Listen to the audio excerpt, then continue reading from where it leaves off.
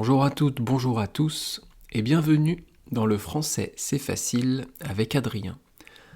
J'espère que vous allez bien. Au moment où j'enregistre ce podcast, on est le 1er janvier 2025, il est 19h30 à peu près. J'espère que vous avez passé de bonnes fêtes de fin d'année. Le réveillon du 31, et aujourd'hui en France, c'est un jour férié. C'est-à-dire que les boutiques, les supermarchés et les restaurants sont fermés. Donc tout le monde passe en général cette journée en famille. Et ça permet de dormir le matin, car généralement, le soir du 31, on a fait la fête. Alors ceci étant dit, on va passer aujourd'hui à une petite astuce de prononciation du français qui est assez compliquée pour les étrangers. Et c'est le fait de prononcer les R dans le mot roue, dans le mot rue, dans le mot râteau, par exemple. Au début, vous avez un R. Pour prononcer ce R, on va l'accentuer un peu. Si vous voulez l'accentuer, vous allez prononcer rue, râteau, roue. Eh bien ce R accentué, ce R prononcé plus fort, c'est comme si vous alliez cracher en fait. Alors, je vous explique. Vous voyez, quand vous crachez, vous faites rrr, rrr. Et après, bon, désolé, c'est un peu sale, mais ce rrr du début, eh bien ça, c'est le R accentué. Donc vous dites r, r, r, râteau. Une fois que vous avez prononcé comme ça, vous diminuez un peu le r et vous arrivez à r, r, râteau. R, r, râteau. C'est un son qui vient du fond de la gorge. C'est un son qui ne vient pas vraiment de la bouche, mais de derrière, de la gorge. Donc, je vous invite à vous entraîner à ça, parce que c'est vraiment une prononciation qui est importante pour le français. C'est r. En espagnol, ce serait le r de la rota. Nous, c'est r. C'est un peu entre les deux, en fait. Donc, l'expression du jour, c'est quoi ? L'expression du jour, c'est être de la gnognotte. On dit plutôt c'est de la gnognotte. Alors, quel est le sens de cette expression et quels sont les mots qui la composent ? Tout d'abord, les mots. Donc, c'est de la gnognotte. Le mot c'est un C apostrophe avec le verbe être conjugué au présent. Le verbe être, c'est soit un verbe intransitif, soit un auxiliaire. La conjugaison du verbe être au présent de l'indicatif, c'est je suis, tu es, il est, nous sommes, vous êtes et ils sont. Là, on utilise la troisième personne du singulier, donc c'est EST.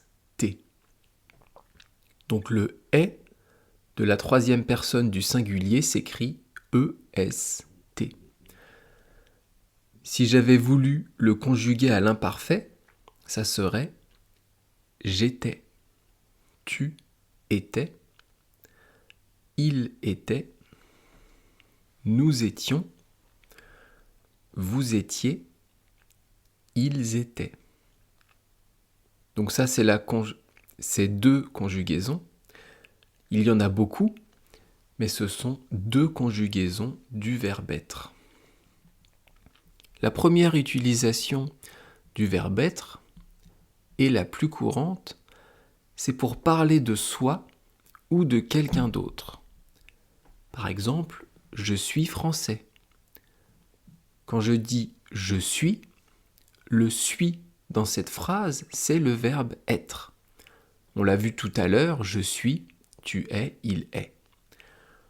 On pourrait dire je suis français, tu es anglais, il est espagnol, ou je suis allemand, il est anglais, etc., etc. On peut dire pareil, je suis un homme, ou je suis une femme, c'est une femme, ou c'est un homme. Exactement pareil pour le métier. Je suis comptable, je suis boulanger, il est comptable, elle est charcutière, il est poissonnier, etc. On peut dire aussi il est marié, elle est mariée, il est célibataire, ils sont célibataires. Ça, c'est la première utilisation du verbe être. Une deuxième utilisation qui est assez répandue, assez connue dans la langue française, c'est pour lire l'heure. Par exemple, si je lis l'heure maintenant, il est 19h38. Il est 19h38. Il est, le est, c'est le verbe être. Si je dis il est 4h10, le verbe être, il est 17h, et ça pour à chaque fois qu'on lit l'heure.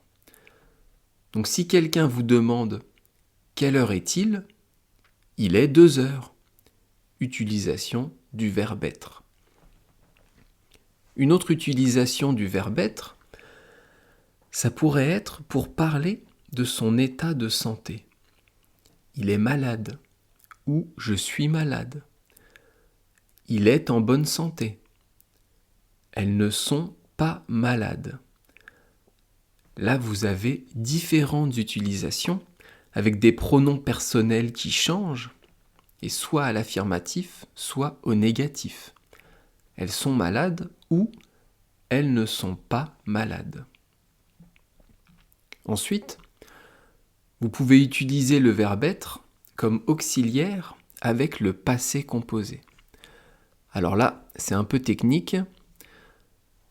On a vu juste avant que je suis, c'est le présent de l'indicatif du verbe être. Si vous ajoutez un participe passé à je suis, par exemple aller, je suis allé à Paris, je suis entré dans la boutique, ça c'est l'auxiliaire être. On a ajouté un participe passé à être et ça crée le passé composé. Je suis allé à Paris, je suis entré dans la boutique, nous sommes venus ce matin te voir, c'est l'auxiliaire être qu'on utilise.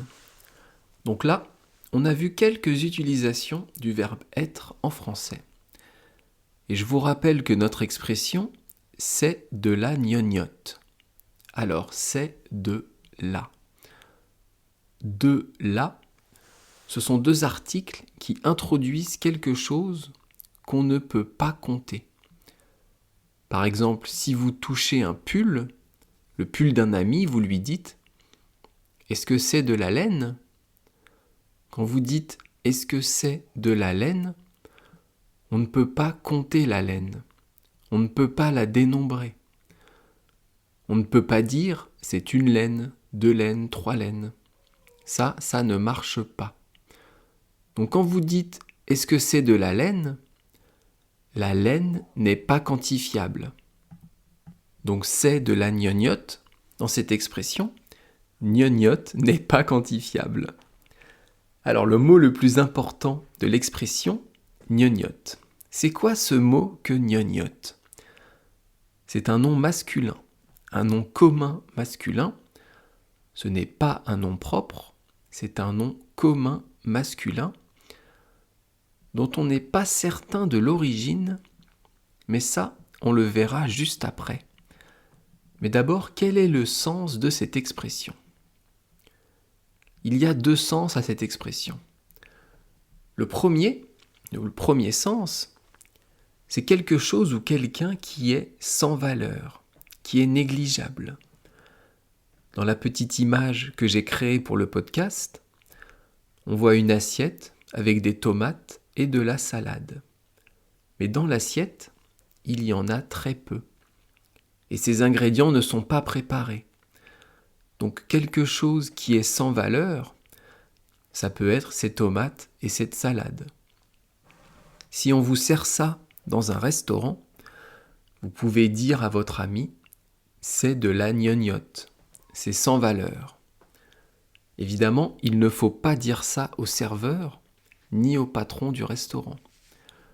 Vous pourrez lui dire « écoutez, je m'attendais à quelque chose de différent, je m'attendais à un plat un peu plus préparé. » Mais vous ne pouvez pas lui dire « c'est de la gnognotte » parce que cette expression est trop familière.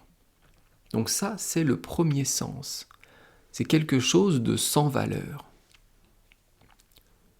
Le deuxième sens de « c'est de la gnognotte », c'est quelque chose de facile et ou sans difficulté.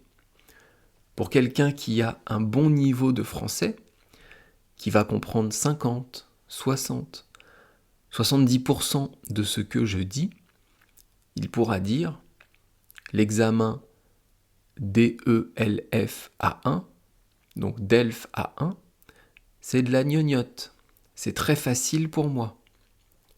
Un étudiant qui a bien révisé son examen et qui est sûr de lui, normalement, il pourra dire, après avoir passé l'examen, s'il a trouvé ça facile, c'était de la gnognotte.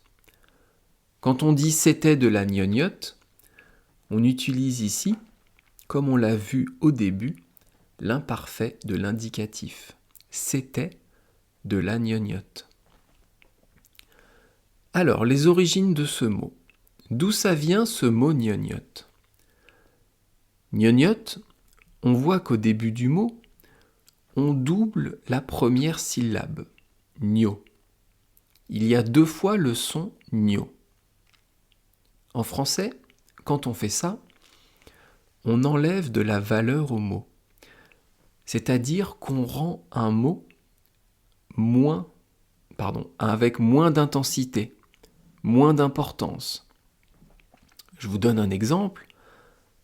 Quand vous dites « c'est la guerre », à l'inverse de « c'est la paix », c'est la guerre, c'est quelque chose d'affreux, de redoutable. En ce moment, c'est la guerre en Ukraine, il y a des morts et c'est horrible. Si vous dites « c'est la guéguerre », vous avez redoublé la première syllabe et ça rend le mot moins important, moins affreux. Mais du coup, vous ne pouvez pas le dire pour la guerre en Ukraine. Vous pouvez dire « c'est la guéguerre entre mon fils et ma fille ». C'est la guéguerre entre le mari et la femme. C'est la guéguerre entre 2 personnes qui se connaissent bien. Donc on a enlevé le côté dur et horrible du mot « guerre ». Eh bien, gnognotte, en fait, ça vient du mot « gnôle ». Le mot « gnôle », ça signifie « alcool bon marché », alcool qui n'est pas cher. Donc on pourrait dire « la gnogno ». La gnogno, c'est presque le même mot. C'est de l'alcool bon marché et on a enlevé de sa valeur. On a diminué la valeur déjà de quelque chose qui était bon marché. Donc c'est presque rien. La gnognotte, c'est quasiment rien. Ça, c'est la première origine de gnognotte. Mais on ne sait pas vraiment d'où ça vient. Ça peut aussi venir d'un dérivé du mot gnangnan. Gnangnan, c'est quelque chose qui manque d'intérêt, qui serait un peu imbécile, un peu bête. Et gnangnan, ça ressemble à gnogno. Donc soit ça vient du mot gnôle, qui est un alcool bon marché, soit ça vient de gnangnan, qui n'a aucun intérêt. Donc on a vu les mots qui composaient « c'est de la gnognotte », on a vu le sens, on a vu l'origine, on a vu quelques exemples, et on peut utiliser des synonymes de cette expression. Un synonyme, c'est un mot qui est équivalent à un autre. C'est un mot qui veut dire la même chose qu'un autre. Des synonymes de gnognotte, ça peut être une bagatelle, des clopinettes. Mais je pense que ce sont des mots qui sont encore un peu compliqués si vous apprenez le français. J'espère que vous avez à peu près compris mon explication. Je vous invite, si vous n'avez pas tout compris, ou si vous avez compris peu de choses, à réécouter le podcast. C'est important d'écouter 1 fois, 2 fois, 3 fois. Et vous allez voir qu'à force de réécouter les podcasts, à force de réécouter les épisodes, vous allez comprendre de plus en plus de choses. Et ça, c'est vraiment important dans l'apprentissage d'une langue, dans le fait de travailler son oreille, travailler son écoute à la langue. En tout cas, on va arriver à la fin de ce podcast. Je vous remercie de m'avoir écouté jusqu'à la fin. Si vous avez des idées, des demandes d'expressions qu'on puisse étudier, je vous invite à m'envoyer un message ou à m'en faire part dans les commentaires sur les serveurs de podcast. Vous pouvez me trouver aussi sur Instagram, @lefrançaisc'estfacile avec Adrien. Merci beaucoup, à bientôt. Bye bye, hasta luego. Matane.